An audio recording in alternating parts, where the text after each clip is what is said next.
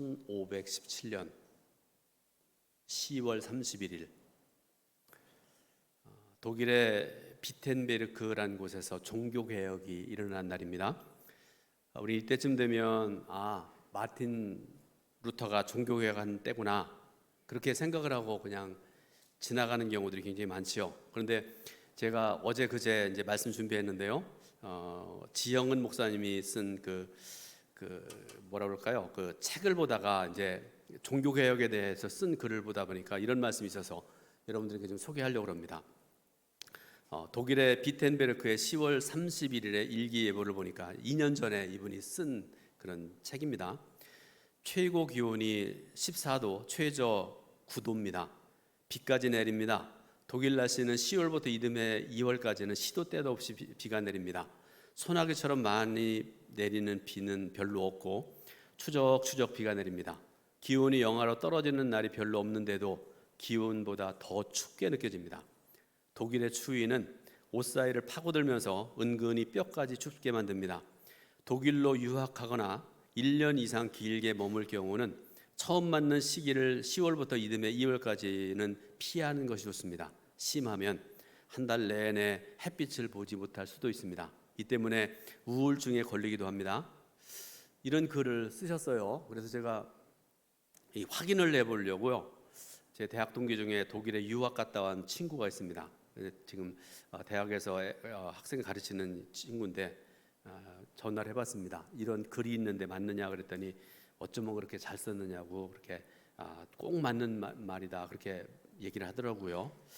자, 여러분 1517년 10월 31일 이날은요 어거스틴 파의 수도원의 수도사이고요 비텐베르크 대학의 대학 교수였던 마르틴 루터가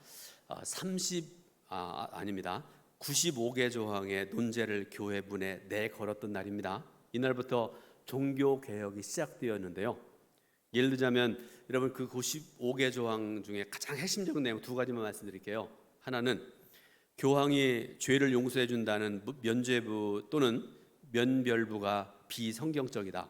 성경에는 그런 말씀이 없다 그런 말씀입니다. 두 번째로는 기독교 신앙은 영광과 명예를 추구하는 것이 아니라 십자가만을 굳게 붙잡아야 된다.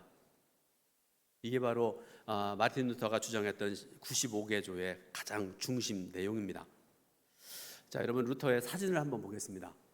저 사진을 뭔가 하면 조금 전에 제가 설명해드렸던 비텐부르크의 교회 문에 마틴 루터가 거기다 95개 조항을 거기다 붙이는 모습인데 뭐 망치로 쳤는지 뭘로 붙였는지 잘 모르겠습니다. 그렇지만 여러분 이거는 굉장히 중요한 일입니다. 목숨을 거는 그런 행동이었습니다. 여러분 종교개혁은요 성경적인 구원의 도리를 다시금 밝히 드러낸 위대한 사건입니다. 이 종교개혁의 가장 외침 중에 세 가지가 있었는데요. 그 중에서 가장 첫 번째가 뭔가 하면 오직 믿음으로 구원받는다 이겁니다. 오직 믿음으로. 당시에 종교개혁 이전에는요 성경을 아무나 못 읽었습니다. 신부들만 읽었습니다. 성도들은 아무리 읽고 싶어도 읽을 수 없습니다. 읽으면 큰일 납니다. 그런데 루터가 종교개혁을 하고 난 다음에 이제 누구나 다 성경을 읽게 되었는데요. 자, 오직 믿음으로라는 슬로건을 내걸고요. 그가 이제 종교개혁을 시작을 하는데 당시에 배운 사람들이 썼던 언어가 라틴어라는 언어가 있는데요. 네, 그 라틴어로 오직 믿음이라는 말의 뜻이 뭔가 하면 솔라 피데라는 뜻입니다. 여러분 굉장히 중요한 말이기 때문에 한번 좀 읽어보면 괜찮겠죠? 같이 한번 읽어보겠습니다. 솔라 피데. 여러분 구원은요 오직 믿음으로 받습니다. 사람의 공로나 업적으로 구원받지 못합니다. 교황이 발행하는 면죄부로 죄를 용서받지 못합니다. 오직 하나님께서 예수 그리스도의 십자가에서 이루신 속죄를 믿음으로 죄를 용서받고 구원받게 된다는 그런 말씀입니다. 마틴 루터는 이 진리를 외치면서 하박국 2장 4절을 인용을 한 로마서 1장 17절 말씀을 인용을 했는데요. 자, 여러분 로마서 1장 17절은 굉장히 중요한 말씀입니다. 이 말씀을 한번 같이 봉독해 올립니다. 복음에는 하나님의 의가 나타나서 믿음으로 믿음에 이르게 하나니 기록된 바 오직 의인은 믿음으로 말미암아 살리라 함과 같으니라. 아멘. 오늘날 한국 교회도요, 세계 교회에도 다시금 신앙 갱신과 교회 개혁이 반드시 필요한 것 같습니다. 주님을 더 사랑하고 깊이 기도하고 말씀을 묵상하는 하나님의 사람들이 공통적으로 이런 얘기들을 하는 것을 볼 수가 있습니다. 그런데 참된 성경적인 갱신은 언제나 십자가의 복음에서 드러난 구원의 진리를 깊이 깨닫는 데서 시작되어집니다. 다시 말씀드리지만 오늘 저와 여러분들은 십자가의 공로로 구원받은 자들입니다. 구원받는 일에 성경 말씀 보게 되니까요, 우리가 보탠 것은 하나도 없다고 말씀을 하고 계세요. 하나부터 열까지 하나님께서 이미 다 이루셨습니다. 하나님께서 독생자를 십자가에 달려 죽게 하시고 3일 만에 죽음에서 살리신 것은 인류 구원을 위해서 완전히 충분하고 어떤 점 하나도 부족함이 없다라고 성경은 분명히 말씀하고 계십니다. 그런데 2000년 기독교 역사를 보게 되면요, 많은 경우에 일단의 사람들이 모여서 신앙을 갱신해야 된다, 교회가 새로워져야 된다 그러면서 사람들이 모여요. 많은 모임들이 있었습니다. 그런데 그 이전에는 제가 잘 모르겠어요. 이것까지 제가 뭐 공부할 그런 건 아니고요. 최근에 제가 아는 모임들 대부분이 어떻게 되는지 아세요? 교회 갱신해야 된다, 우리 신앙이 새로워져야 된다, 교회가 새로워져야 된다 그러면서 사람들이 모여서 그 결과가 어떻게 되는가 하면요, 사람들이 뭐라고 얘기하는가 하면 당신들이 먼저 갱신 대상이 돼야 되고 당신들이 회개해야 되고 새로워져야 될 사람들이다. 그런데 그 사람들이 모여서 정치 세력화하고 교회와 교단에게 악영향을 끼치는 자들이 훨씬 더 많았다. 그러면서 하는 얘기가 누가 누구 보고 개혁해야 된다고 그러냐, 누가 누구 보고 회개해야 된다고 말하냐, 자신 있게 말할 수 있는 사람 나와라, 뭐 그렇게까지 얘기를 합니다. 다시 말씀드리지만 우리가 어떤 선행을 해서 구원받은 거 아닙니다. 잘 들어보세요. 선행은 구원의 조건이 아니라 구원의 열매입니다. 다시 말씀드립니다. 선행은 구원의 조건이 아니라 구원의 열매입니다. 선한 사람이 되고서 그것을 자격 조건으로 구원을 받는 것이 아니라 자격 없는 사람이 하나님의 은혜로 베풀어 주신 십자가 사건을 믿음으로써 선한 사람이 되는 것이다 라는 그런 말씀입니다. 그리스도의 몸인 교회를 위해서 봉사하고 인간관계와 사회생활에서 선행을 베푸는 것은 구원받는 전제 조건이 아니라 공로가 아니라 값없이 받는 은혜에 감격해서 나오는 헌신이라는 말입니다. 여러분, 신앙생활 하시면서 분명히 알아야 될 것을 말씀드리는데요, 세 가지입니다. 순서가 있습니다. 첫 번째 믿음이고요, 두 번째로는 구원입니다, 세 번째로는 선행입니다. 다시 말씀드립니다. 믿음, 구원, 선행, 이 순서가 뒤바뀌면요 신앙이 변질됩니다. 삶의 선행이 자기 공로가 되면 교만에 빠지게 됩니다. 신앙의 정도에서 벗어나게 됩니다. 구원받을 감격을 잃어버립니다. 그러므로 이 구원의 도리가 성도 여러분의 신앙생활과 삶의 여정에서 늘 순전하게 작동하기를 예수님의 이름으로 축원드립니다. 앞에서 로마서 1장 17절 말씀을 말씀드렸잖아요. 그런데 여러분, 신약성경이 27권이라는 거 알고 계시죠? 신약은 27권입니다. 마태복음부터 요한계시록까지 27권입니다. 그 중에서 로마서가 굉장히 중요한 말씀입니다. 여러분, 성경은 다 중요하고 다 소중하고 다 복되고 그런 말씀이지만 여러분, 로마서는 굉장히 중요한 말씀입니다. 그런데 여러분, 로마서의 주제가 뭔지 아세요? 로마서의 주제가 뭔지 아시는 분? 믿음으로 구원받는다. 이게 로마서의 주제입니다. 이 주제는 로마서 전체를 꿰뚫고 있습니다. 사도 바울은 로마서 9장부터 11장에서 동족이었던 유대인들의 구원 문제를 다루고 있는데 그 말씀에도 보게 되면 믿음으로 구원받는 주제가 계속 그 말씀 속에 흐르고 있는 것을 볼 수가 있습니다. 유대인들은 우리가 성경을 통해서 알고 있는 바처럼 다른 민족들에 비해서 하나님께로부터 큰 은혜를 받은 민족입니다. 하나님께서 그들에게 하나님의 자녀가 되는 것, 말씀의 약속과 율법, 예배와 여러 가지 축복을 먼저 허락하셨습니다. 그런데 그들에게는 결정적인 문제가 생겼습니다. 무슨 말씀인가 하면 유대인들은요 하나님의 의를 따르지 아니하고 자기의 의를 내세우는 사람들이었습니다.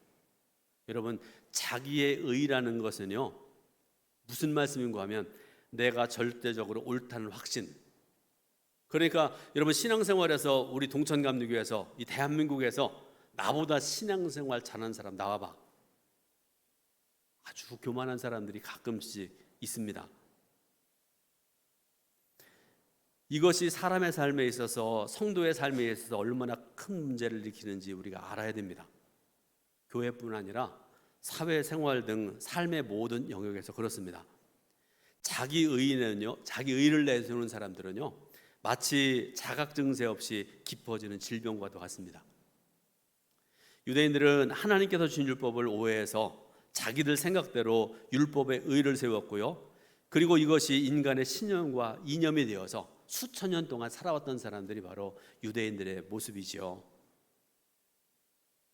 하나님의 아들 예수 그리스도께서 사람이 되어 오셔서 하나님의 의가 무엇인지를 가르쳐 주셨음에도 불구하고 유대인의 생각과 삶에는 이 복음을 받아들일 공간이 없습니다. 아까 말씀드렸죠. 사람이 교만으로 가득 차면요, 하나님 말씀 절대로 안 받아들여요. 누가 뭐라고 그래도 다 거부해버리고요, 자기만 잘난 줄 알고 그렇게 살아갑니다. 사람의 공로와 업적으로 구원을 받는다는 율법의 의가 유대 백성들에게 너무나 강고했습니다. 사도 바울이 이 사실을 알기 때문에 자기도 유대인 중에 유대인이었고 자기는 율법을 가장 잘 아는 사람이었던 그런 사람이라고 그가 알고 있잖아요. 그래서 이 사실을 지적하면서 올바른 구원의 길을 선포하고 있는 것을 볼 수가 있습니다. 그게 뭔가 하면 예수 그리스도께서 십자가에서 피 흘려 돌아가심으로 우리의 모든 죄가 해결되었다라고 고백하는, 그리고 하나님께서 예수님을 다시 죽음에서 살리신 것을 믿으면 온전한 구원을 받을 수 있다라고 그렇게 얘기를 합니다. 여러분, 다시 말씀드립니다. 오직 믿음으로 구원받습니다. 이것이 예수 그리스도 안에 나타난 기쁜 소식이고요, 하나님의 복음 중에 복음임을 믿으시길 바랍니다. 다음으로 마음으로 믿고 입으로 시인하면 구원받습니다. 오늘 읽은 본문 말씀 중에 나오는 그런 말씀이죠. 사도 바울은 로마서 10장 8절부터 13절 본문이죠. 그 말씀에서 믿음으로 받는 구원을 마음과 입을 통해서 설명하고 있는 것을 볼 수가 있습니다. 여러분, 복음은 멀리 있지 않습니다. 우리 마음에 있고요, 우리의 입술에 있습니다. 말씀을 마음에 믿고 입으로 시인하면 구원을 받는다고 분명히 말씀을 하고 계세요. 자, 오늘 본문 말씀 중에서 8절부터 10절 말씀을 한번 읽으시면서 마음으로 들으시면 좋겠습니다. 같이 봉독해 올립니다. 그러면 무엇을 말하느냐? 말씀이 내게 가까워 내 입에 있으며 내 마음에 있다 하였으니 곧 우리가 전파하는 믿음의 말씀이라. 내가 만일 내 입으로 예수를 주로 시인하며 또 하나님께서 그를 죽은 자 가운데서 살리신 것을 내 마음에 믿으면 구원을 받으리라. 사람이 마음으로 믿어 의에 이르고 입으로 시인하여 구원에 이르느니라. 아멘. 여러분, 우리가 신앙생활하면서 하나님 앞에 설 때마다 가장 중요한 게 뭔지 아세요? 화장 이쁘게 하는 걸까요? 많은 지식인가요? 가장 중요한 것은요, 하나님 앞에 설 때마다 진실한 마음을 하나님께 드리는 것입니다. 하나님은 우리의 모든 걸 다 아십니다. 우리 마음속에 깊은 곳에서 생각하는 것까지도 다 세신받는다고 말씀하세요. 그러므로 진실한 마음 없이 하나님께 갈 생각도 하지 마시기 바라요. 하나님의 인정을 받거나 구원을 받는 것은 꿈도 꾸지 말아야 됩니다. 거짓된 마음의 상태로는 하나님의 진노를 받을 뿐이고요, 형벌을 받을 뿐입니다. 제가 다른 방면으로도 말씀드리면요, 여러분, 죄가 있어도 괜찮습니다. 없을 짓을 해도 괜찮습니다. 그런데 여러분, 그런 상태로 하나님께 나왔다고 그러면 먼저 해야 될 길이 있어요.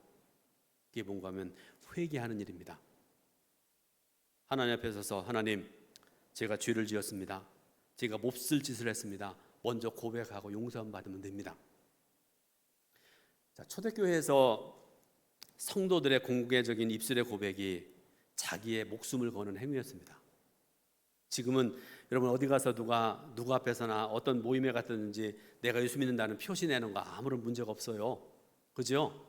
여기다가 십자가 달고 다니고 목걸이 하고 또 뭐 성경을 들고 다니고 입을 열 때마다 할렐루야 할렐루야 그래도 누구나 거기에 대해서 속으로는 뭐 어떤 사람 욕할 수도 있겠죠. 우리를 잡아 감옥에 가두거나 우리를 힘들게 하는 경우들은 거의 없습니다. 초대교회는요, 안 그랬습니다. 예수 믿는다는 그 이유 한 가지는 사람을 죽게도 하고 감옥에도 가두고 그러지요. 초대교회에서 성도들의 공개적인 입술의 고백이 자신의 목숨과 인생을 거는 행위인 경우가 굉장히 많았습니다. 당시 유대인들이 기독교인들을 받게 했고요, 로마 권력이 그리스도인들을 핍박을 했습니다. 여러분, 그들이 고난당하는 이유, 핍박당하는 이유는요, 다른 게 아닙니다. 오직 예수 믿는다는 단 한 가지 이유 때문에 집과 재산을 뺏기고요, 감옥에 갇히기도 하고요, 목숨까지 잃는 경우들이 허다했습니다. 그런 상황에서 여러분, 입술을 고백한다는 것은요, 오직 예수 그리스도만을 내 삶의 주인으로 삼고 내 생명을 걸겠다는 공개적인 선언이었습니다. 그래서 여러분들에게 질문을 좀 해보려고 그래요. 여러분은 입으로 믿음을 표현하시나요? 좀 자주 하시면 좋겠습니다. 사람들의 모임 속에서도요, 물론 시도 때도 없이면 사람들이 뭐라고 그러긴 해요. 그런데 여러분, 적절한 때 나는 그리스도인입니다, 나는 예수님을 믿습니다, 예수님을 사랑합니다, 여러분 이런 고백들 많이 하시기 바라요. 또 예수 그리스도의 십자가 사건으로 구원을 받아서 저는 감사합니다, 오직 하나님의 은혜입니다, 여러분 이런 말씀을 드리나요? 내 삶에 이런저런 좋은 일이 있어서 내가 잘나서가 아니라 주님께서 나를 구원하셨고 주님께서 모든 것 허락하신 것임을 믿습니다 라고 감사하며 영광을 돌리는 그런 삶을 살아가느냐, 그런 질문입니다. 여러분, 입으로 말한다는 것은요, 그 사람의 마음이 어떤지를 알게 하는 열매입니다. 입을 열어서 말할 때 열매가 확실하게 맺히게 되는데, 오늘 예배드리는 성도 여러분 모두가 이런 삶을 살아갈 수 있기를 예수님의 이름으로 축원드립니다. 지금까지 우리는 믿음으로 구원받는다라는 말씀을 들었습니다. 그러면 한 걸음 더 나가야 되는데, 그게 뭔가 하면 이제는 구원받은 사람의 삶이 어떠해야 되는지를 말씀을 통해서 좀 들어보려고 그래요. 자, 구원받은 성도의 삶 속에서 나타나는 모습이 어떤 것인가? 로마서 5장 1절부터 2절 말씀을, 로마서 5장 1절부터 2절 말씀을 읽어보겠습니다. 그러므로 우리가 믿음으로 의롭다 하심을 받았으니 우리 주 예수 그리스도로 말미암아 하나님과 더불어 화평을 누리자. 또한 그로 말미암아 우리가 믿음으로 서 있는 이 은혜에 들어감을 얻었으며 하나님의 영광을 바라고 즐거워하느니라. 아멘. 자, 데살로니가전서 5장 16절부터 18절 말씀을, 그 유명한 말씀이 있습니다. 제가 읽어드립니다. 항상 기뻐하라, 쉬지 말고 기도하라, 범사에 감사하라. 이것이 그리스도 예수 안에서 너희를 향하신 하나님의 뜻이니라. 아멘. 여러분, 우리가 함께 읽었던, 제가 읽어드렸던 말씀 중요한 단어들을 한번 생각을 해보세요. 화평이라는 단어가 나와 있고요, 즐거움이라는 단어가 있고요, 기쁨이라는 단어, 기도, 감사라는 단어들이 쭉 나와 있습니다. 한번 잘 생각을 해보세요.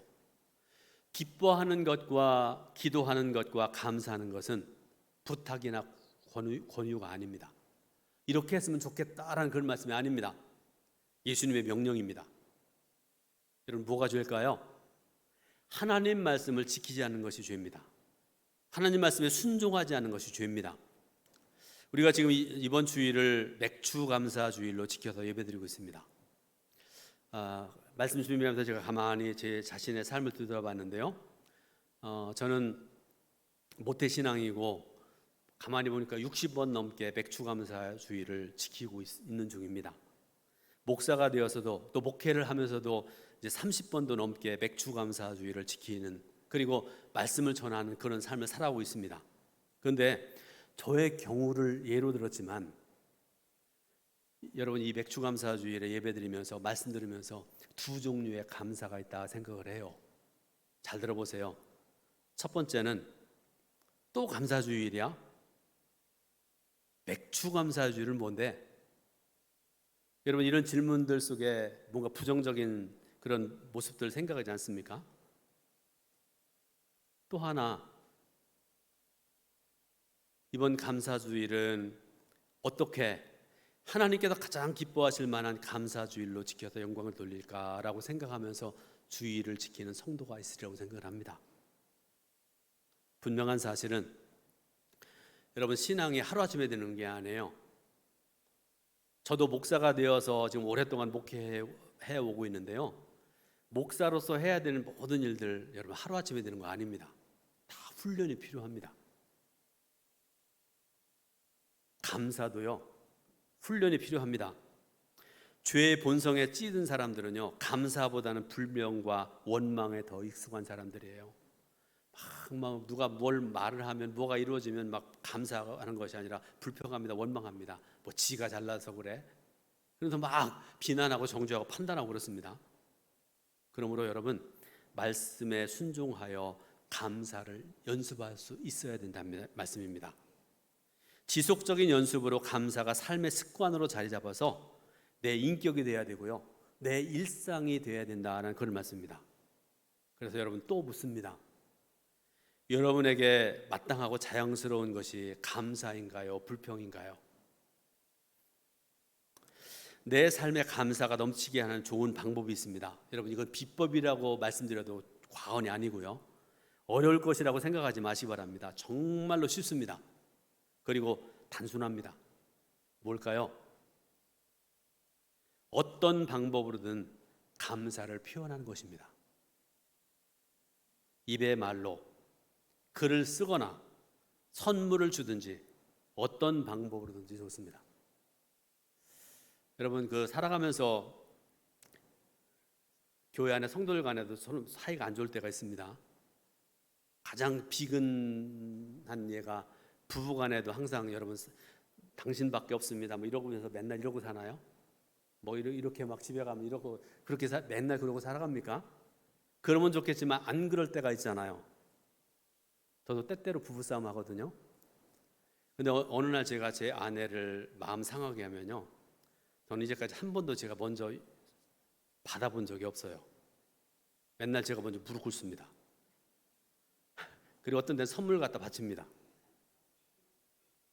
물어보세요, 궁금하시면.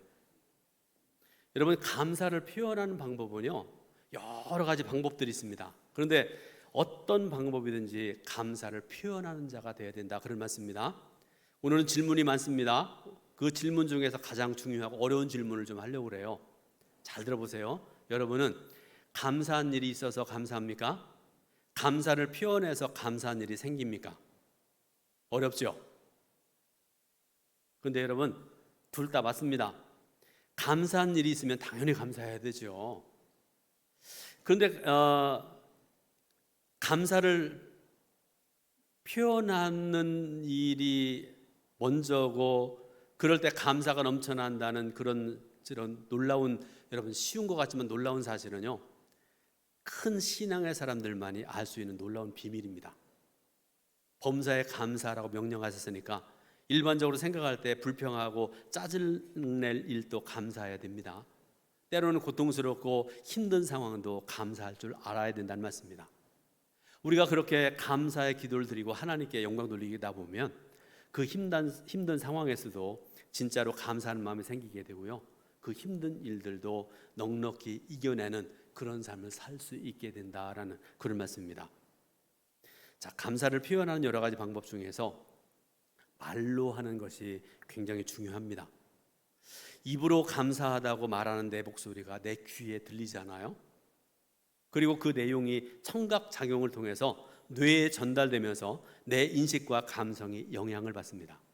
여러분, 사람의 몸과 마음과 영혼은 모두 연결되어 있습니다. 내가 하는 말을 통해서 내 정신적인 상황뿐 아니라 신체의 상태도 좋은 영향을 받는다라는 그런 연구 결과가 있습니다. 여러분, 말에는 힘이 있습니다. 우리 속담에 말이 씨가 된다는 말이 있죠. 사실입니다. 평범한 듯한 그런 말인데요, 성도가 하나님께 순종하고 믿음을 가지고 입을 열어 선포하는 말에는 엄청난 힘이 있습니다. 믿고 고백하는 말에 성령께서 역사하십니다. 우리가 믿고 고백하는 말에 하나님께서 힘을 주시고요, 때로는 기적도 일으켜 주십니다. 우리 모두는 나를 구원하신 예수님을 믿고 사랑합니다라고 고백한 사람들입니다. 여러분, 그렇게 고백을 하셨죠? 그런데 우리 동천감리교회 성도들은요, 다른 그리스도인들보다 예수님을 더 깊이 사랑하기를 주님의 이름으로 부탁을 드립니다. 그러면 예수님을 사랑하는 표시나 열매는 무엇일까? 여러분, 다른 게 아닙니다. 감사를 표현하는 것입니다. 무엇보다도 먼저 입을 열어서 말로 표현하시길 바라고요. 거기에 근거해서 글이나 다른 여러 가지 수단으로 감사를 표현할 수가 있다라는 그런 말씀입니다. 사랑하는 성도 여러분, 이 복된 감사의 계절에 입술의 말과 손의 글로 또 마음에서 나오는 여러 가지 선물들로 감사를 표현할 수 있길 바랍니다. 감사의 표현은 마음을 바꾸고요, 상황을 변화시키고요, 문제를 해결합니다. 기적을 일으킵니다. 구원의 복과 열매를 일상에서 체험하게 하는 통로가 감사를 표현하는 것입니다. 이런 구원의 복이, 그리고 이런 감사가 우리 성도 여러분들의 삶 속에 넉넉하게 넘쳐 흐르기를 예수님의 이름으로 축원드립니다. 기도하겠습니다.